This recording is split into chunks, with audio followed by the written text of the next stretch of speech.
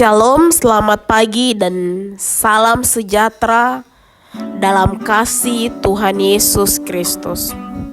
Saudara, hari ini kita kembali melaksanakan ibadah minggu di rumah masing-masing oleh karena daerah kita masuk dalam kategori zona merah akibat pandemi COVID-19. Walaupun kita hanya bisa melaksanakan ibadah di rumah kita masing-masing, hal ini tidak akan mengurangi sukacita kita.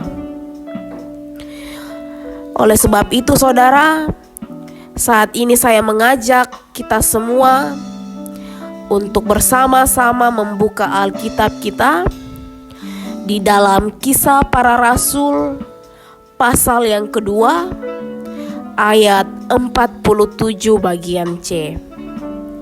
Saya akan membacakannya dari ayat 41 sampai ayatnya yang ke-47. Demikian firman Tuhan. Orang-orang yang menerima perkataannya itu memberi diri dibaptis, dan pada hari itu jumlah mereka bertambah kira-kira 3.000 jiwa. Mereka bertekun dalam pengajaran rasul-rasul dan dalam persekutuan, dan mereka selalu berkumpul untuk memecahkan roti dan berdoa.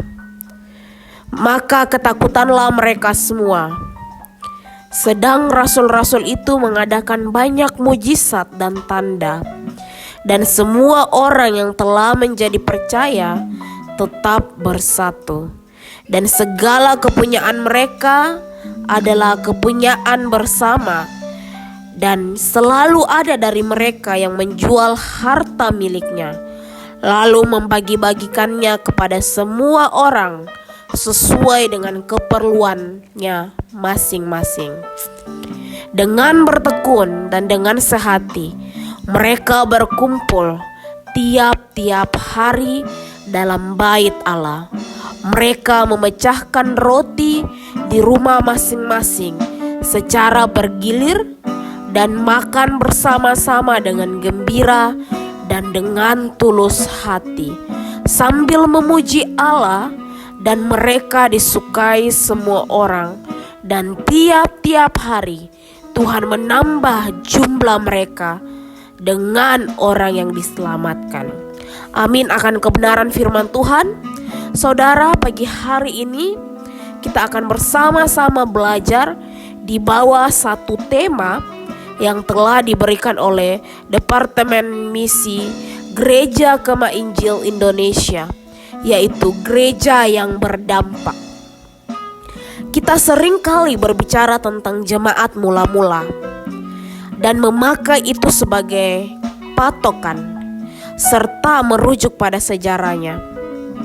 Dalam ayat-ayat ini kita mendapati sejarah jemaat mula-mula yang sebenarnya, atau jemaat mula-mula pada hari-hari pertama. Dalam keadaannya pada waktu ia benar-benar masih kecil dan dalam keadaan yang paling murni. Dalam ayat-ayat ini kita mendapati firman Allah sebagai sarana untuk memulai dan melanjutkan pekerjaan anugerah yang baik dalam hati banyak orang.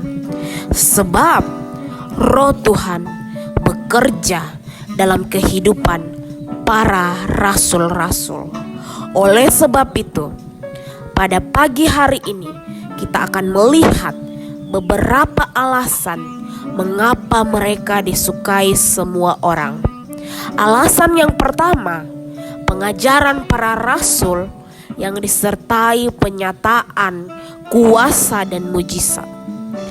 Allah mengakui mereka dan memberi mereka tanda-tanda hadiratnya bersama mereka, yaitu rasul-rasul, mengadakan banyak mujizat dan tanda yang beragam yang meneguhkan ajaran mereka. Dan saudara, ajaran mereka tidak terbantahkan. Ajaran mereka membuktikan bahwa semua itu berasal dari Allah. Orang-orang yang dapat mengerjakan mujizat bisa saja memelihara diri sendiri, dan kaum miskin yang ada bersama dengan mereka dengan mujizat seperti Kristus memberi makan ribuan orang dengan makanan yang sedikit. Saudara, pemeliharaan itu bisa terjadi melalui mujizat yang menggerakkan hati orang-orang untuk menjual harta benda mereka. Tuhan tidak hanya memberikan para rasul kuasa untuk mengerjakan mujizat-mujizat pada saat itu, tetapi kita bisa melihat bahwa Tuhan juga tiap-tiap hari menambah jumlah jemaat dalam persekutuan. Firman di dalam mulut para rasul-rasul melakukan keajaiban-keajaiban yang luar biasa, dan kita bisa melihat bahwa Allah memberkati usaha mereka untuk menambahkan jumlah orang-orang percaya. Saudara, perhatikanlah bahwa di dalam semuanya itu ada pekerjaan Allah untuk menambahkan jiwa-jiwa ke dalam jemaat, dan itu menjadi suatu penghiburan yang mendatangkan sukacita besar bagi hamba-hamba Tuhan dan juga orang-orang Kristen untuk melihat itu. Kedua, mengapa mereka disukai semua orang? Ketekunan mereka menantikan pengajaran rasul-rasul. Mereka disukai oleh semua orang karena mereka tekun dan setia mengikuti pemberitaan firman Tuhan dan pengajaran oleh rasul-rasul, dan mereka tidak pernah mengingkari atau meninggalkannya. Artinya bahwa mereka bertekun dalam ajaran atau perintah rasul-rasul, dan dengan baptisan mereka telah dimuridkan untuk diajar. Dan kita bisa melihat bahwa mereka menerima, mereka bersedia untuk dimuridkan dan diajar. Ketahuilah bahwa orang-orang yang sudah menyerahkan dirinya kepada Kristus dengan kesadaran hati nurani, berarti mereka telah mendengarkan firman-Nya. Sebab dengan berbuat demikian, kita memberikan suatu kehormatan kepada Tuhan dan membangun diri kita di atas dasar iman kita yang paling suci, yaitu Yesus Kristus. Hal yang ketiga, mengapa mereka disukai semua orang, yaitu persekutuan dan kebersamaan mereka, kesatuan dalam hubungan sosial yang tinggi. Di dalam membangun persekutuan dan kebersamaan, mereka juga mempunyai hubungan sosial yang sangat tinggi. Artinya bahwa segala kepunyaan mereka adalah kepunyaan bersama, sehingga orang-orang yang mempunyai banyak harta bisa mendapat lebih sedikit, dan orang-orang yang mempunyai sedikit harta bisa mendapat lebih banyak. Kita bisa melihat bahwa ada perhatian yang sedemikian rupa satu terhadap yang lain, dan kesiapan yang begitu luar biasa untuk membantu satu sama lain, sehingga dapat dikatakan bahwa segala kepunyaan mereka adalah kepunyaan bersama sesuai dengan hukum kasih atau hukum persahabatan. Jadi saudara, yang satu tidak merasa kekurangan terhadap apa yang dimiliki oleh yang lain, sebab ia sendiri bisa memiliki jika ia meminta. Mereka juga menggalangkan dana untuk pekerjaan amal mereka. Mereka menjual harta miliknya dan menyumbangkannya kepada saudara-saudara mereka sesuai dengan keperluannya masing-masing. Ini dilakukan bukan untuk menghancurkan harta milik sendiri, melainkan menghancurkan sifat egois agar tidak ada di antara mereka yang mementingkan diri sendiri. Dalam hal ini, mereka mempunyai pandangan pada perintah yang diberikan oleh Yesus Kristus kepada si orang kaya sebagai ujian bagi ketulusannya. Juallah segala milikmu dan berikanlah kepada orang-orang miskin.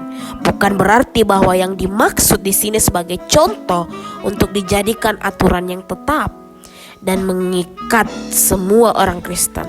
Tetapi surat Rasul Paulus seringkali berbicara tentang pembedaan antara yang kaya dan yang miskin. Dan Kristus sudah berkata bahwa orang-orang miskin selalu ada pada kita.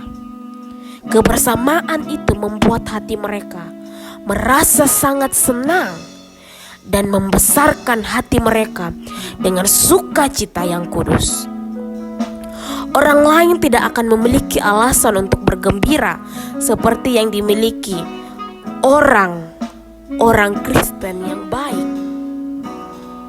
Kebersamaan itu membuat mereka sangat murah hati kepada saudara-saudara mereka yang miskin. Sehingga saudara, semuanya terjalin dengan baik untuk memuliakan nama Tuhan. Saudara yang dikasihi dalam Tuhan kita Yesus Kristus dan yang hidup dalam persekutuannya, sudah seharusnya kita bertumbuh dalam persekutuan oleh kuasa Roh Kudus dan kebersamaan untuk membangun hubungan sosial yang baik. Dengan demikian, kita dapat berdampak bagi orang lain yang berada di sekeliling kita. Amin akan kebenaran firman Tuhan.